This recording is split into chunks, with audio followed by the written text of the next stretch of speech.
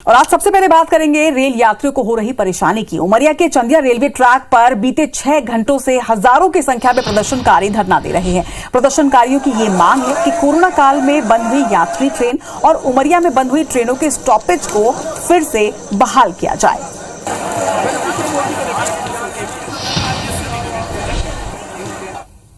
सवेरे 12 बजे से संघर्ष समिति के लोगों ने रेलवे का ट्रैक चंदिया में जाम कर रखा है। आइए, हमारे साथ काफी सारे लोग यहाँ पर खड़े हुए हैं, हम उनसे बात करेंगे कि क्या उनकी मांगे, क्या उनका कहना है। क्या कहना चाहेंगे आप? हम मांगे ये है कि जितनी ट्रेनें हमारी रुकती रही हैं वो रुके, क्योंकि हम लोगों को बहुत कष्ट और तकलीफ जा रहा है उसमें। अभी प्रशासन से कोई बातचीत हुई? क्या कहना है उनका, कुछ आपको कोई खबर है? अभी रेलवे प्रशासन के द्वारा कोई ऐसा संतोषजनक उत्तर हमको नहीं प्राप्त हुआ, और जब तक रेल प्रशासन हमारा उत्तर हमको नहीं प्राप्त हुआ और जब तक रेल प्रशासन हमारी मांग को पूरा नहीं करता, हम यहाँ चाहे हमको प्राण देना पड़े, हम यहीं बैठे रहेंगे। यहाँ पे दिखाते हैं, महिलाएं भी हमारे साथ में हैं जो कि भजन कर रही हैं। देखते हैं हम इनसे क्या कहना है। हम तो ये कहते हैं प्रशासन को कि हमको यहाँ गाड़ी रोकना चाहिए। हमको यहाँ सो जाएंगे तब तक गाड़ी नहीं चलेगी, तब तक नहीं पड़े रहेंगे। बात बनती नहीं दिखाई दे रही है। राजा तिवारी, IBC 24 के लिए उमरिया से कैमरामैन ब्रिजेश श्रीवास्तव के साथ।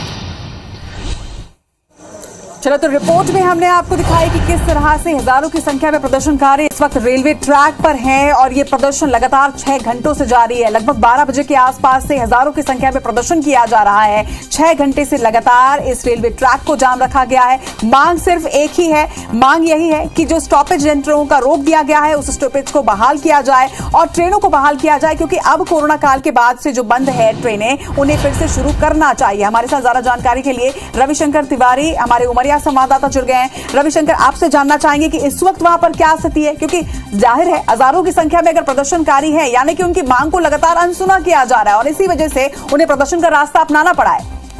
जी देखिए, मैं बता देना चाहता हूं कि सुबह 12 बजे से लेके अभी शाम हो रही है, रात हो रही है, लगातार छोटे बच्चे, युवतियां, युवक, महिलाएं, बुजुर्ग। रविशंकर, मैं आपसे बातचीत करूंगी, लेकिन इस वक्त हमारे साथ कलेक्टर जुड़ गए हैं, उनसे बातचीत करेंगे। कलेक्टर सर संदीप जी हमारे साथ जुड़े हैं। संदीप जी, लगातार संजीव जी, बड़ी संख्या में यहाँ पर लोग इकट्ठे हुए हैं, क्या इस पर कार्रवाई की जा रही है? कब तक आखिर ये इस पर बात बनेगी?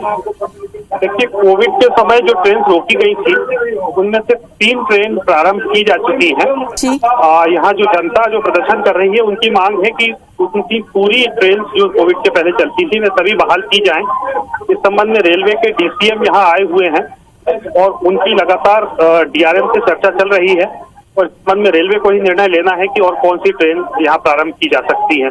आंदोलन शांतिपूर्ण है और ट्रैक पर जरूर है लोग, लेकिन यहाँ कोई हिंसा की स्थिति या गड़बड़ की स्थिति अभी नहीं है। लेकिन सर, जिस तरह से 12 बजे से ये प्रदर्शनकारी रेलवे ट्रैक पर हैं, तो इस रास्ते से जाने वाली ट्रेन भी प्रभावित हो रही होंगी, तो इससे बड़ी संख्या में जो लोग हैं वो भी प्रभावित होंगे अगर ये जल्द से जल्द ट्रैक खाली नहीं कराया गया। इसी संबंध में चर्चा चल रही है और बहुत जल्दी इसका हल निकाल लिया जाएगा।